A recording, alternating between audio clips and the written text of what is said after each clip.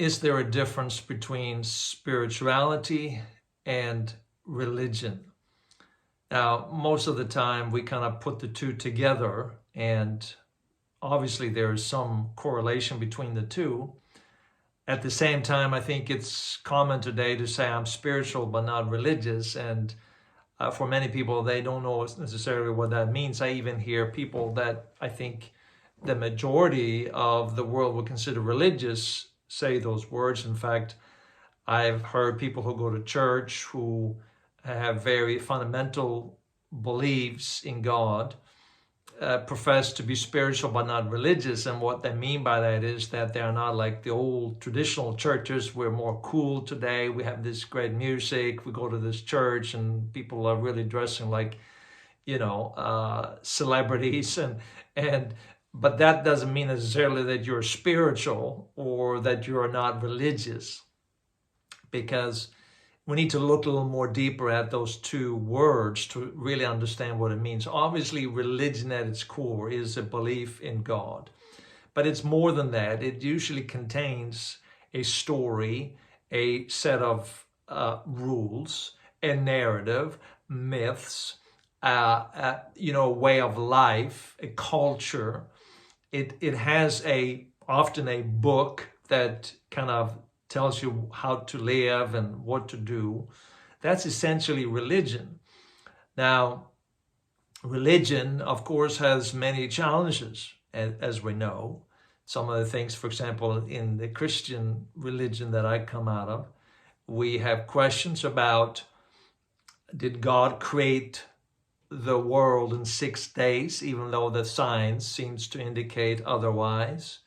Is the earth 6,000 years old, even though that most people or scientists who we believe suggest that the earth is several billion years and the universe is almost 14 billion years old.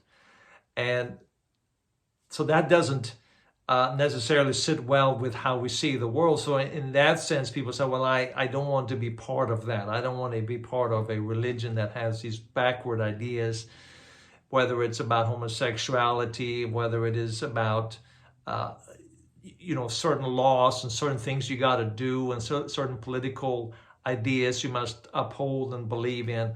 So they kind of say, I don't want any part of a God that seems to be, you know, even when you read the Bible, there are many things that are very hard to explain. For example, you know, it says in one verse, I think it's in the book of Psalms, that God told them to crush the baby's head with a stone. And most of us would find that quite repulsive, to think that God would say such a thing. So there are many things about religion. The point that I'm making is there are many things about religion that most of us may not necessarily adhere to or want to believe. So religion then is this story, myth, has this book, and many of us, even though we believe in God, even though we may believe whatever God is, whether it is, you know, most people may not believe that God is somewhere up there in the sky. We don't know where beyond the galaxy he is, but he's somewhere there. We have more a view that God is formless consciousness that undergirds all reality, that there is this invisible world. We've learned through quantum physics that there is this invisible world that is very mysterious, that is very strange and works in really weird ways. And you can study quantum physics, and I taught about it from time to time. It's really, really unique and strange. And that kind of leads then to the idea that, yeah, there's got to be some higher being there. And even people who deny God and say, you know, it's all math, they say, well, it's all principles. The whole world is just made out of math principles. The problem is, and the question that we all ask is where did this math, if everything can be solved by math, where did these ideas about math come from? And so for most of us, we have this sense that, yes, there is higher being, there is God, universe, whatever you want to call it, that transcends all things, a divine being that possibly is in all of us, that exists as undergirds all of humanity and all the universe. So when it comes to spirituality, then, to comparing religion to spirituality, it's not so much that spirituality is not a belief in God, because it certainly is for most people, not necessarily, but for most people. Rather, to look at the word spirit, or to look at spirituality, we first need to look at the word spirit. The word spirit simply means, in the original, many of the original spiritual texts or ancient religious texts, it stands for breath or wind. Now, why is that significant? Because breath is the way we know that you're alive. I mean, if you've ever been to a funeral, you go into the funeral and you see this dead person laying there in a casket, and what do we say? Their spirit has parted. What does that mean? Well, they no longer are breathing. And what does it mean to breathe? There is no more consciousness. They're no longer conscious. Now, I think that the best way to explain spirit is by talking about consciousness. Consciousness was a term that came around 1600 something by this man named John Locke, who then came up with this term consciousness to speak about what makes us alive, the very presence that causes us to be alive, where, is more than just thoughts that we're having. It's more than just living in a body. There's a sense of aliveness. There's a consciousness that all of us possess, that, or I should say, that maybe is the foundation of why this body exists, and why I have thoughts and I'm expressing those thoughts. It's how I am able to see and perceive and observe reality. It is the very core of who I am, I could call it. So to be spiritual, then, if that's the definition, if spirit is consciousness, then to be spiritual then is to be aware of my consciousness, to be conscious of being conscious. And how are we conscious? Well, we are conscious of, for example, the thoughts and emotions and our physical being. We're conscious that we have thoughts. We're conscious of our bodies. We are conscious of the way we look. But who we are is the consciousness. Who we are is not the way we look, because we change. The atoms change in our bodies, and they say that every cell in the body has basically every 7 years have been completely replaced, so that what you were 7 years ago, you are not on one level, on the quantum physics level, but you still are conscious. You still have the same consciousness as you had when you were born. And so that is who you are. That's the essence of who you are. So to be spiritual then is to be aware of that, to be aware of your sense of presence, your aliveness.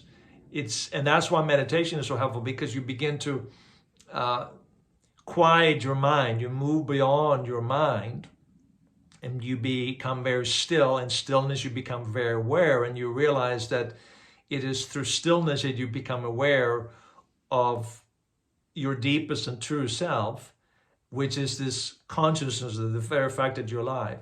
And then you're able to then put a distance between your thoughts and your emotions, and with your consciousness. And when the moment you put distance between those, you stop, or you cease to identify with those thoughts as being you, which often happens. We get so lost in thoughts. We are thinking, and things are happening, and there's trauma in our life, there are problems in our life, and there's circumstances in our life, and we become so absorbed in these thoughts and this narrative and this pattern of thinking that we lose ourselves in those thoughts, and we begin to identify with those thoughts as who we are, and that leads to all kinds of suffering in our mind. We are trapped in our minds. And so meditation is then to put a distance between your thoughts and your true self, which is the awareness. So when you begin to just observe your thoughts, when you begin to observe your emotions as being something that is separate from you, it creates this distance, and that leads to identification, not with your thoughts, but with consciousness. And that then frees you from pain and suffering in your mind, and that leads ultimately to happiness. And for me, what I've also discovered is that the more you begin to identify with consciousness, you actually begin to identify with that which is deepest within you. And that, I believe, is God. So you think about it this way, that if in my, and you may agree or disagree with this, it doesn't matter, but my take on God is that God is formless consciousness, and that there is only one consciousness in the universe, and there's God's consciousness, and all of us are like drops in the ocean. But in comparison to the magnitude of the universe, at the same time, all of the ocean is in the drop. So consciousness is in the drop. So we are conscious of who we are, and we're conscious of our own sense of consciousness and our awareness. And the more we begin to do that, then we become conscious of the divine reality behind it. So we drift further and further into this divine reality, and we begin to identify more and more with our oneness with all things. And that leads to love, compassion, kindness, and generosity.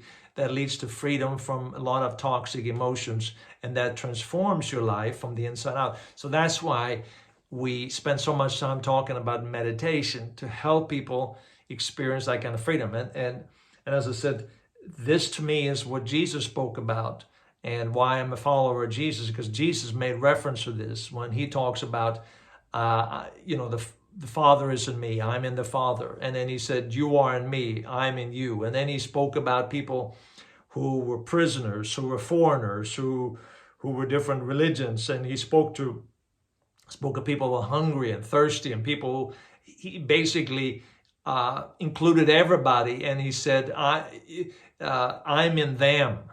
I'm in them. So he began to identify beyond himself. And this is what happens when you begin to identify with consciousness, and you begin to identify with this formless consciousness that it is, that is the foundation or of the universe. Then it gives you a love and compassion for that. And I think that that's really what's happening in the world, that we are waking up more and more to this, our true self, and our connection to the divine reality, the divine being that is in all of us. And that's why even in Christian texts, it says that Paul said, the Father is above all, through all, and in all. God is above all, through all, and in all. And in all. And then he said in another place, in God we live and move and have our being. So we begin to see this recurring theme, and that's really what spirituality is about. It's awakening more and more to this reality that we are conscious. Religion has a narrative, a script, a book, a story. Nothing wrong with that, as long as it points you toward a greater awareness of consciousness, of your very connection to the source of life, your connection to all human beings. And as long as that takes place within the religion has a tremendous purpose. Otherwise, it is just something that ultimately leads to more hurt and pain and division in the world, and has caused so many wars in the world. So the point that I'm trying to make is this, that the ultimate purpose is for us to increase in spirituality. And when we increase in spirituality, we awaken more and more to our true essence that is one with the universe, so one with God, and one with all others. And one of the things that we see even in the Bible that confirms is that Paul said that Christ is all and in all. And Christ was Christ was the expression of the formless God, of the formless consciousness, what it looked like in a human body. That was Christ. Or what it looked like in matter, I could even put it. So we see that the universe to some extent is Christ. Christ is all and in all. We see in anything that has form, that essence of God is there. But when we awaken to it, when we become aware of it, then we begin to see a manifestation of it, and that is what transforms our life, and that is the purpose of humanity.